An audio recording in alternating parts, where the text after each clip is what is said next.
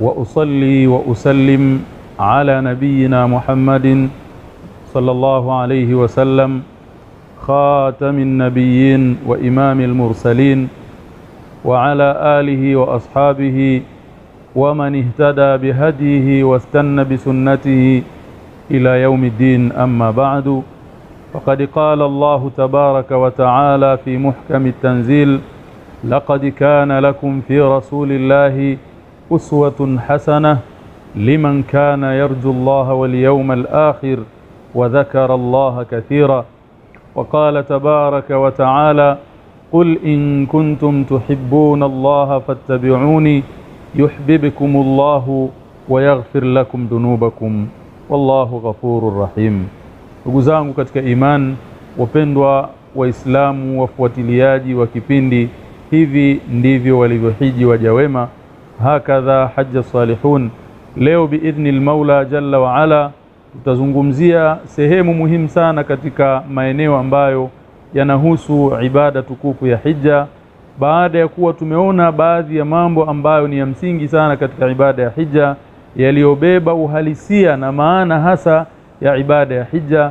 Lakini istoshe, katika kipindi ambacho kimepita tulizungumzia au tulielezea namna ya utekelezaji wa ibada ya hija kivitendo na matukio ambayo ni muhimu ayafahamu haji kwamba atayaendea moja baada ya moja katika ibada ya hija. Leo insha Allahu taala tutazungumzia makosa ambayo wanayafanya baadhi ya mahujaji katika ibada zao, katika ibada yao ya hija, aidha kwa kufahamu au kwa kutokufahamu. Tuweze kuyapambanua nayo, kwa sababu bididdiha tatamayazu al-ashya. Kupitia kufahamu kinyume, basi mambo huwa yanapambanuka, lakini pia ukiyafahamu makosa haya mapema, inaweza ikawa ni njia sahihi ya kukusaidia kuyaepuka katika utekelezaji wako wa ibada ya hija.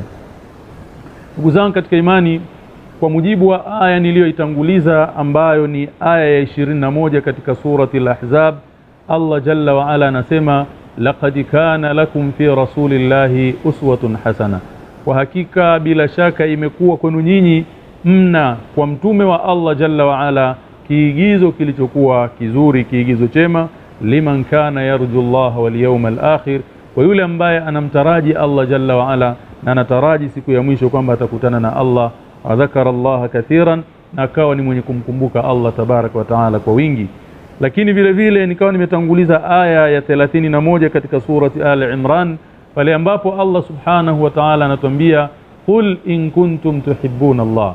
Allah anamwambia mtume sallallahu alayhi wa alihi wasallam atueleze sisi umma wake, wafuasi wake, kwamba in kuntum tuhibbuna Allah, ikiwa kweli nyinyi mnampenda Allah subhanahu wa ta'ala, fattabi'uni, nifuateni, yani tumfuate mtume sallallahu alayhi wasallam. Kwa hiyo hiki ni kipimo sahihi kwamba je, wewe unampenda Allah tabaraka wa taala? Kipimo chake ni kiasi gani unamfuata mtume sallallahu alayhi wasallam. Na kumfuata mtume, ndugu zangu, ni kufuata mwenendo wake katika maisha yake, katika taratibu nzima za kiibada, na hasa ibada tukufu ya haji hii ambayo ni nguzo katika nguzo za Uislamu, ibada ambayo ndio tuko katika kuielezea namna gani unamfuata mtume sallallahu alayhi wasallam katika ibada hii. Vipi unatekeleza ibada ya hija ni kama alivyotekeleza mtume? Kwa kufanya hivyo, Allah tabaraka wa taala akasema: yuhibbukumullah. Mkimfuata mtume, mkafuata maelekezo yake, mkazingatia mwongozo wake, basi Allah naye atakupendeni, na akikupendeni Allah jalla wa ala wa yaghfir lakum dhunubakum, na atakusameheni madhambi yenu. Wallahu ghafurur rahim, naye Allah tabaraka wa taala ni msamehevu, ni mwenye msamaha, lakini vile vile ni mwenye huruma. Kwa hiyo ndugu zangu katika imani, kullu ma khalafa hadiyan nabii sallallahu alayhi wasallam wa tariqatahu fa huwa batilun wa dalal. Chochote ambacho anakifanya mtu kama ni ibada, lakini kikawa kimekhalif muongozo na maelekezo na njia ya mtume sallallahu alayhi wasallam, bila shaka jambo hilo litakuwa ni batil na litakuwa ni lenye kurejeshwa, kama alivyosema mtume sallallahu alayhi wa alihi wasallam katika hadithi ambayo ameitaja al-Imam Muslim katika kitabu al-Aqdiya, pale aliposema mtume sallallahu alayhi wa alihi wasallam: man amila amalan laysa alayhi amruna fahuwa raddun. Yoyote mwenye kufanya amali yoyote, jambo lolote ambalo laysa alayhi amruna, halina jambo hilo maelekezo na maagizo yetu, fahuwa raddun ay mardudun ala sahibihi ghaira maqbulin minhu, jambo hilo atarejeshewa mfanyaji wala halitokuwa ni lenye kukubaliwa mbele ya Allah subhanahu wa ta'ala. Na kwa sababu ndugu zangu katika imani, wengi miongoni mwa Waislamu wamekuwa ni wenye kukhalifu maelekezo na mwenendo wa Mtume sallallahu alayhi wasallam, basi mpaka hata katika ibada ya hija watu wengi wamekuwa wanajiendea katika ibada hii pasina kuzingatia. Lakini tukitazama makosa mengi yanayopatikana kwa mahujaji wakati ambapo wanapokuwa katika kutekeleza ibada yao ya hija, mengi yametokana na kuchukua fatwa kwa watu wasiokuwa na ilmu, lakini mengi yamekuwa ni kwa sababu ya mtu kuiga na kukopi kila anachokiona. Ukienda katika ibada ya hija utakutana na watu kutoka sehemu mbalimbali, utakutana na watu wenye uelewa tofauti, utakutana na watu wenye akida zingine nyingi ni za batil. Lakini sasa kwa sababu wewe unaona ni Waislamu pale, wote mmekuja katika ibada ya namna moja, kwa hiyo wako wengi ambao wanajikuta ni wenye kufuata. Unaweza ukawa pengine unafanya tawafu ala sabili almithal, kama mfano unafanya tawafu haula al-Kaaba, alafu likaja kundi kubwa la watu pengine labda wameshikana, wana nyiradi zao maalumu wanazifanya imma katika tawafu imma katika sa'i, na wewe ukajikuta umekumbwa na ule mkumbo, pengine umependezwa, yuko mmoja anaongoza msafara ule, ana maneno anasoma, watu wanarudia, pengine wana vitabu maalum, na wewe ukajikuta umechotwa na zile nyiradi, ukaona kwamba ni jambo zuri, ukahisi kwamba wanakusaidia. Lakini je, hayo wanayofanya ni sawa sawa? Haya, jalia maneno yenyewe na dhikri yenyewe ni sawa, lakini je, ndio utaratibu wa Mtume sallallahu katika ibada ya tawafu kwamba watu wafanye ibada jamaia, wasome adhkari jamaia? Haya mambo yanahitaji utanabahi ndugu zangu katika imani. Kwa hiyo na sisi biidhnillah kupitia kipindi hiki pengine na kipindi kitakachofuata biaunillah, tumekusudia kubainisha sunna za Mtume sallallahu alayhi wasallam katika baadhi ya mambo ambayo wengi miongoni mwa mahujaji wamekuwa wanakosea. Kwa hiyo nitatanabahisha yale makosa ambayo hayatakiwi kufanyika na kubainisha usahihi na sunna ya Mtume sallallahu alayhi wa alihi wasallam. Kwa hiyo kupitia kipindi hiki ninataraji biidhnillah wako ambao watanufaika na haya tutakayoeleza kama makosa, ili watakapokuwa katika ibada ya hija wapate kuyaepuka. Ndugu zangu katika imani, makosa ya mahujaji yako katika maeneo mengi, ni katika nyanja nyingi. Yako makosa kuanzia katika ihram, na mimi nitaanzia hapo kama nilivyoeleza kwamba ibada ya hija tunaieleza kuanzia pale mtu amefika katika miqat, anaanza kuhirimia ibada ya hija. Hapa ndipo tutakapoanzia vile vile upande wa makosa. Ikhwata al-iman, thabata fi sahihaini wa ghayrihima an ibn Abbas radiyallahu anhuma anna an-nabiy sallallahu alayhi wa sallam waqata li ahli al-madinati dhal hulayfa wa li ahli ash-sham al-juhfa wa li ahli najd qarn al-manazil wa li ahli al-yaman yalamlam, wa qala fahunna lahunna ولمن أتى عليهن من غير أهلهن لمن كان يريد الحج والعمرة. Mtume sallallahu alayhi wasallam katika hadithi ambayo imethibiti katika sahihi mbili, yani Bukhari na Muslim, na vile vile katika vitabu vinginevyo visivyokuwa sahihi hizi mbili, ni katika hadithi ya Abdullah ibn Abbas radhiyallahu anhuma kwamba Mtume sallallahu alayhi wasallam amesema Mtume sallallahu alaihi wasallam waqata li ahli al-Madina, aliwawekea miqat watu wa Madina, akawawekea Dhul-Hulaifa. Watu wanaotokea sehemu za Madina wanapokuja Maka kwa ajili ya ibada ya hija au ibada ya umra, wakifika sehemu hiyo inaitwa Dhul-Hulaifa, hapa ndipo mpaka wao wanatakiwa wahirimie. Wali ahli Sham al-Juhfata, na watu wa maeneo ya Sham nao Mtume sallallahu alaihi wasallam akawekea mpaka wao ni sehemu inaitwa al-Juhfa. Lakini kadhalika watu wa Najdi wamewekewa mpaka unaitwa Qarnul Manazil, na watu wa Yaman Mtume sallallahu akawekea miqati yao inaitwa Yalamlam. Kisha Mtume baada ya kubainisha maeneo haya ambayo ndio maeneo mtu anayekuja Maka kwa ajili ya ibada ya hija au umra vyovyote atapita katika maeneo haya au karibu na maeneo haya, Mtume sallallahu akasema fahunna lahunna, miqati hizi ni kwa ajili ya watu wa maeneo hayo, waliman ata alaihinna, na watu wasiokuwa wa maeneo yale lakini wamekuja kupitia njia hizo, min ghairi ahlihinna, kwa watu wasiokuwa wa maeneo hayo yaliyoainishwa, liman kana yuridu alhajja wal umra, kwa mtu ambaye amekuja kusudio lake na dhumuni lake ni hija au umra. Kwa hiyo Mtume sallallahu alayhi wasallam akabainisha maeneo haya ambayo yanaitwa mawaqit, na mawaqitil haji ziko mbili, kuna mawaqitu zamania na kuna mawaqitu makania. Mawaqitu zamania ni zile nyakati ambazo mwenye kutekeleza ibada ya hija hapo ikizikiingia nyakati hizo anaweka nia na anahirimia ibada ya hija. Na hizi mawaqitu zamania ni zile ashhurul hajj ambazo Allah jalla wa ala amezitaja ndani ya Qur'an pale aliposema alhajju ashhurun ma'lumat, hija ni miezi maalum yenye kutambulika ambayo ni Shawwal, Dhulqa'da wa ashrun min Dhilhijja. Ni mwezi wa Shawwal, ni mwezi wa Dhulqa'da, kadhalika zile siku 10 za mwanzo za mwezi wa Dhulhijja. Lakini mawaqitu makania, zile nyakati au maeneo, mikati za kimaeneo, ni haya maeneo ambayo Mtume sallallahu alaihi wasallam ameainisha kwamba mtu mwenye kutaka kufanya ibada ya hija au umra asivuke maeneo haya isipokuwa awe tayari amehirimia. Lakini vile vile imethibiti katika hadithi ya mama Aisha radhiyallahu ta'ala anha ambayo ameitaja au amepokea Imamu Abu Daud wa Nasa'i, anna an-nabiy sallallahu alayhi wasallama waqata li ahli al-Iraq dhata irqin, kwamba Mtume sallallahu alayhi wasallam kwa watu wanaotokea maeneo ya Iraq amewawekea miqati yao nayo inaitwa dhatu irq. Ndugu zangu katika iman, hadhihi almawaqitu allati waqataha Rasulullah, maeneo haya ambayo ameainisha Mtume sallallahu alaihi wasallama, hududun shar'iyyatun tawqifiyya, ni mipaka ya kisheria ambayo au ni maeneo yameainishwa kisheria.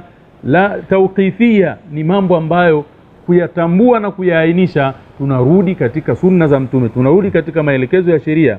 Mauruthatun ani shari'i ni maeneo ambayo yamerithiwa kutoka katika sheria ya Uislamu, yani Uislamu ndio umeainisha, Mtume sallallahu alaihi wasallam ndio ameainisha. Haifai baada ya maelekezo haya ya Mtume sallallahu alaihi wasallam kwamba mtu akaamua kwamba kwani tukiahirimia sehemu fulani kuna nini, kwani tukifanya hivi kuna nini. Kwa nini? Kwa sababu ni vitu ambavyo vimeainishwa na sharia. La yahillu li ahadin taghyiraha au at-ta'addi fiha, si halali kwa yoyote kubadilisha mipaka hii aliyoiweka Mtume sallallahu alaihi wasallam au kuchupa mipaka ile mtu akahirimia mbele yake au kabla yake. Lakini vile vile wala yajuzu tajawuzuha biduni ihramin liman arada alhajja wal umra, vile vile ni kwamba haifai na wala sio ruhusa mtu kuvuka maeneo hayo bila kuhirimia, mtu kama amekusudia ibada ya hija au umra. Kwa nini? Kwa sababu kufanya hivyo, kama mtu atabadilisha mipaka ile, kama mtu atavuka akaingia kwa lengo la kuhiji au kufanya umra bila ya kuhirimia katika maeneo hayo kwa makusudi, inazingatiwa anna dhalika min ta'addi hududillah, ni katika kuchupa mipaka ya Allah, kama alivyoeleza Allah katika surati al-Baqara aya ya 229 aliposema Allah tabaraka wa taala, wa man yata'adda hududallah fa ulaika humudh dhalimun, na wale ambao ni wenye kuchupa mipaka ya Allah basi hao ndio madhalim, basi hao ndio wamedhulumu nafsi zao. Kwa hiyo vile vile kuingia katika maeneo ambayo ni nje ya mipaka hii, yani baada ya kuvuka mipaka hii iliyoainisha Mtume, kwa mtu mwenye kufanya hija au umra akavuka maeneo haya pasina kuhirimia, anazingatiwa amechupa mipaka ya Allah tabaraka wa taala, kwa sababu Mtume ndio kaahirisha hivyo. Idhan ayuha alikhwa, al-ihlalu, amesema Mtume sallam katika hadithi ya Ibn Umar radhiyallahu anhuma, akasema yahillu ahlul madina wa yahillu ahlu shami wa yahillu ahlu najd, wa hadha khabarun bimaana al-amr. Hii ni habari kwa maana ya kuagiza na kuamrisha kwamba watu wa Madina waanzie ibada yao ya hija katika hiyo mikati iliyoainishwa, kadhalika watu wa Sham, kadhalika watu wa Najdi, kadhalika watu wa Yemen. Wal ihlalu, na maana ya ahalla yuhillu, ihlali maana yake raf'u sauti bitalbiya, ni kunyanyua sauti kwa kupiga talbia, wala yakunu illa ba'da aqdi al-ihram. Na hii talbia huwa haiji, na tunaposema talbia na maanisha ule uradi, ile dhikri ambayo wanahitaji mahujaji katika ibada zao za hija, labbaik allahumma labbaik, labbaik la sharika laka labbaik, innal hamda wan ni'mata laka wal mulku la sharika lak. Maneno haya ni wakati gani anayasema haji? Maneno haya anayataja pale anapokuwa amemaliza kuhirimia, Kwa hiyo pale aliposema mtume yahilu ahlul Madina, watafanya talbia watu wa Madina katika ile mikati ambayo wamewekewa Dhulhulaifa, kwa maana kwamba wakifika pale wanuie, waweke nia, wahirimie, kisha baada ya hapo ndipo waanze kusema maneno hayo. Fal ihramu min hadhihi almawaqit idhan, kwa hiyo kuweka nia katika maeneo haya yaliyoainishwa ni jambo ambalo wajibun ala man arada alhajja au alumra, ni jambo la lazima kwa mtu aliyekusudia ibada ya hija au umra, idha marra biha, atakapopita katika maeneo yale, au hadhaha, au akawa usawa, kwa sababu inawezekana njia yako haipiti moja kwa moja katika miqat, lakini inapita maeneo mbali na miqat, lakini kwa usawa ule. Kwa hiyo ukifika kwenye miqati yenyewe, kutegemea na sehemu unakotokea na miqati iliyoainishwa, au ukafika usawa ule kama utakavyokuja kubainikiwa hapo baadaye, basi unachotakiwa kufanya ni kuhirimia katika maeneo hayo. Ikiwa umekuja an tariqil bar, kwa njia ya nchi kavu, ukifika katika eneo lile au katika mikati hizo, lazima upite pale kwa ajili ya kuweka nia. Lakini vile vile itakapokuwa umekuja kwa njia ya nchi kavu, aidha kwa njia ya treni au kwa njia ya gari, ukafika maeneo yale au usawa ule, basi hautakiwi kuyavuka maeneo hayo, isipokuwa unatakiwa uhirimie. Na kama tulivyoeleza katika kueleza namna ya hija au sifa kamili, kwamba unapofika katika miqat utaoga, utajipaka manukato kwenye mwili kabla ya kuvaa nguo za ihram, baada ya hapo utavaa ihram, kisha utahirimia ibada ya hija na utasema nusuki unayokusudia, kisha utaanza kufanya talbia. Wa in kana min tariqi al-bahri fa in kanat al-bakhiratu taqifu inda muhadhati al-miqat, kama mtu amekuja kwa njia ya baharini, yani amepanda meli, na ikawa pengine meli hiyo imewabeba mahujaji, ikifika usawa wa mikati inasimama, watu wanaoga, wanajiandaa na kuvaa ihram, basi inatakiwa isimame pale. Lakini itakapokuwa hakuna nafasi hiyo na fursa hiyo haipo, ni kwamba mtatangaziwa tu kwamba sasa eneo tulilofika ni usawa na eneo la mikati, basi hapo utaweka nia na kuhirimia katika eneo hilo. Alimradi kwamba kinachokusudiwa, ndugu zangu katika imani, kwamba mtu ambaye anakusudia ibada ya hija au umra asipite katika miqati isipokuwa awe amehirimia. Sasa makosa ambayo wanayafanya wengi katika mahujaji, wako ambao wanapita juu ya ile miqati imma wakiwa katika ndege, na hasa mahujaji wengi, hata mahujaji wetu wa Tanzania, ni kwamba wanasafiri kwa usafiri wa ndege. Miqati ilipo wa Tanzania au watu wanaotokea Afrika Mashariki na mfano wake, wanapotakiwa kuhirimia, wako juu ya ndege, hawawezi kushuka kwamba ndege itashuka, waoge, wahirimie, kisha ndege iruke waondoke. Hapana. Kwa hiyo nini wanafanya? Wengi katika mahujaji wanafanya makosa, na hili ni jambo kwa hakika ni angalizo kwa ndugu zetu ambao wanasafirisha mahujaji wetu, kuhakikisha kwamba wanatanabaisha juu ya jambo hili, kwamba nini wanatakiwa kufanya.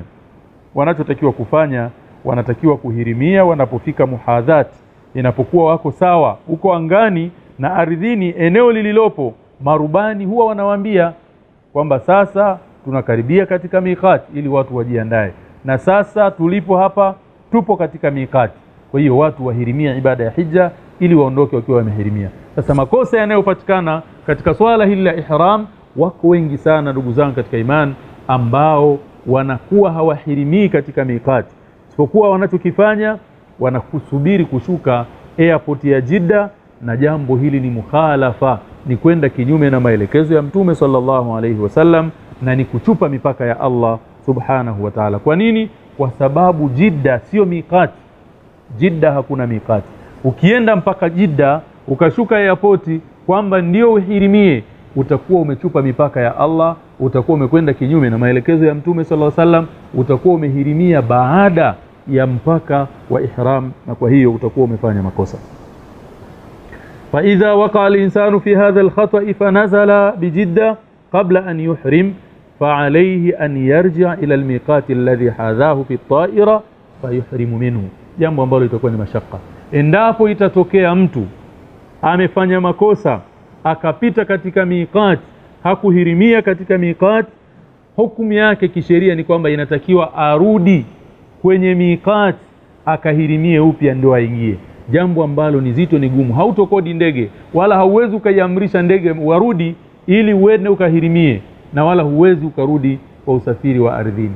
Kwa hiyo unachotakiwa ni kuwa makini, bali viongozi wa safari kwa ndege ambazo zinakuwa zinawachukua mahujaji huwa wanawatanabaisha na wanawaambia, bali acha zinazowachukua mahujaji, hata watu wanapokwenda katika safari za umra, ndege zinazokwenda kwa sababu ya kwenye ruti kama hizo, mara nyingi walillahi alhamdu huwa wanatanabahishwa, hasa inapokuwa ndege imebeba mahujaji au imebeba watu mu'tamirin wanaokwenda kufanya umra. Kwa hiyo kinachotakiwa mtu akifanya kosa kama lile, imma arudi, fa illam yaf'al wa ahrama min Jidda fa alayhi 'inda akthari ulama fidyatun yadhbahuha fi Makkah wa yufarriquha kullaha fil fuqara'i fiha.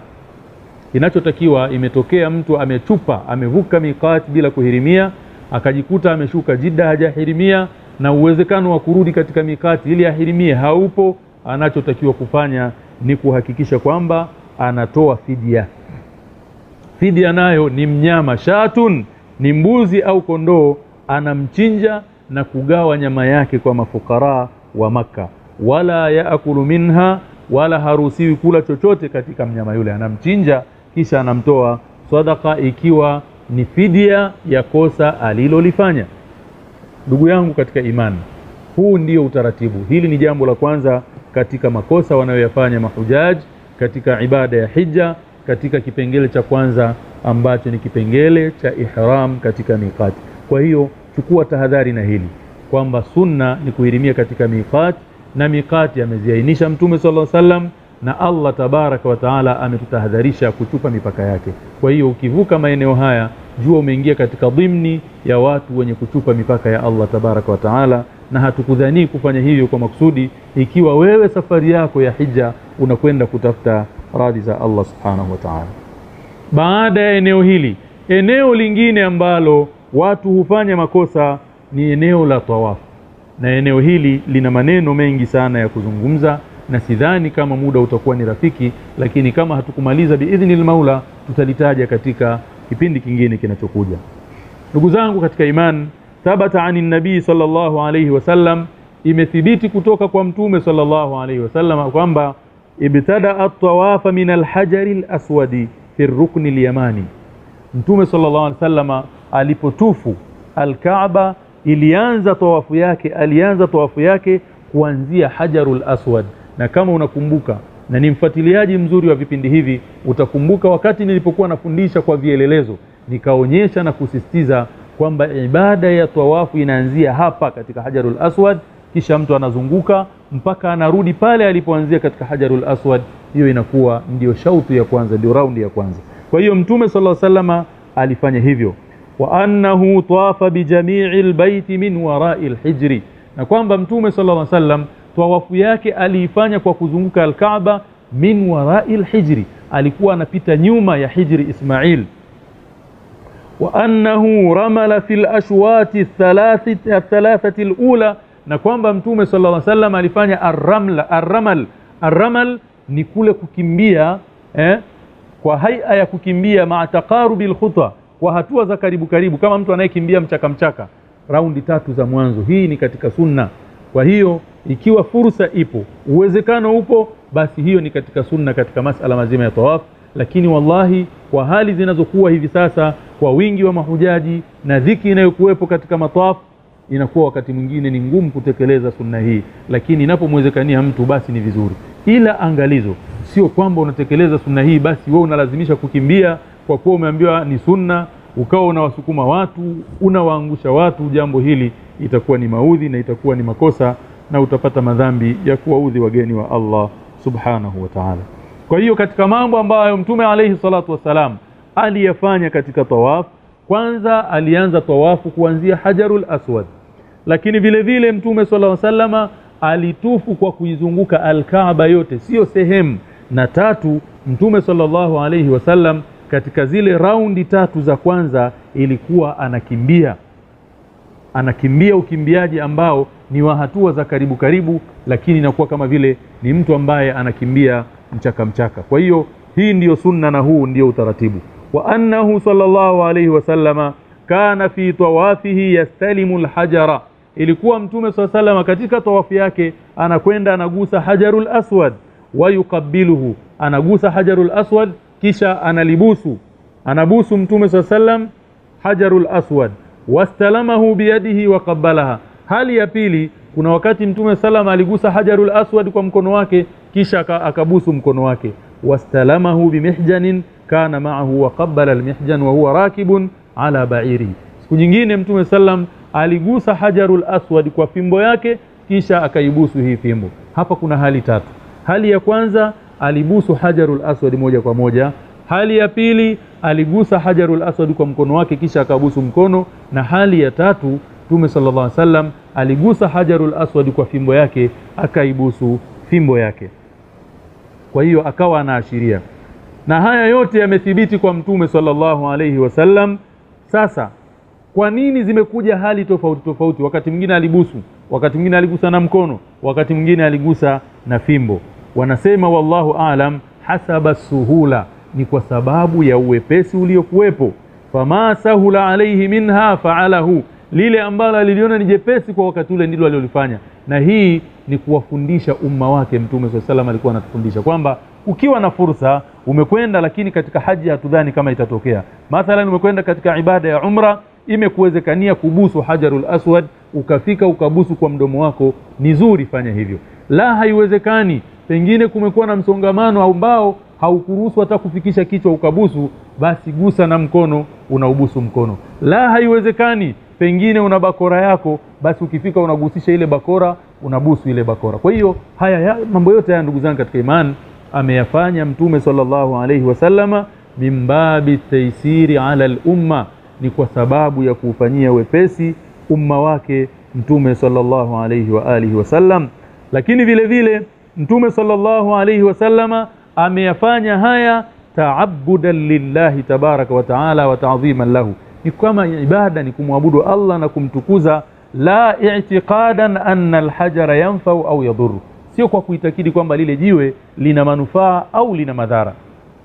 Na imethibiti kwamba katika sahihi mbili kutoka kwa Umar ibn al-Khattab radhiyallahu anhu annahu kana yuqabbilu al-hajara al-aswad wa yaqul, kwamba Umar ibn al-Khattab alipofanya tawaf ilikuwa anabusu hajarul aswad kisha anasema inni la a'lamu annaka hajar, mimi ninatambua vizuri kwamba wewe ni jiwe, la tadhurru wala tanfa, haumiliki madhara wala haumiliki manufaa, yani huwezi kuninufaisha chochote na wala huwezi kunidhuru kwa chochote. Walaula anni raaitu rasulallahi sallallahu alaihi wasallam yuqabbilu kama qabbaltuk, na lau nisingelimuona Mtume sallallahu alaihi wasallam akikubusu basi mimi nisingelikubusu. Hapa kuna mambo ya kujifunza kwamba unapofanya haya takbilul hajaril aswad, unakwenda kubusu hajarul aswad, sio kwa kuitakidi kwamba pana thawabu maalum au pana fadhila fulani au pana utukufu fulani. La, hadha min babi mutaba'ati ar-rasul sallallahu, ni kwa sababu Mtume alifanya hivyo na sisi tunafanya, sio kwa sababu lile jiwe ni tukufu au lina baraka fulani na vitu kama hivi, hatakiwi mtu kuvitakidi. Kwa hiyo makosa yanayopatikana kwa mahujaji katika masala ya tawaf ni hayo ambayo nimeyataja, lakini yako mengine mengi ambayo tutakuja kuyaeleza, ikiwa ni pamoja na masala katika tawaf. Yako mambo mengi karibu 5 au 6 ambayo nitapenda insha Allah nije nianze nayo katika kipindi kinachokuja uyafahamu, baada ya kuelewa makosa katika ihram wakati wa kuhirimia, na sasa tunafungia leo makosa wakati wa kufanya tawaf. Na bado pia yako mengi katika masala ya tawaf mbali na kule kuitakidi katika hajarul aswad. Kwa hiyo Allah tabarak wa taala akituwafikisha tutaendelea na kutaja makosa haya katika kipindi kinachokuja. Hadha wallahu a'lam wa sallallahu wa sallama ala nabina Muhammad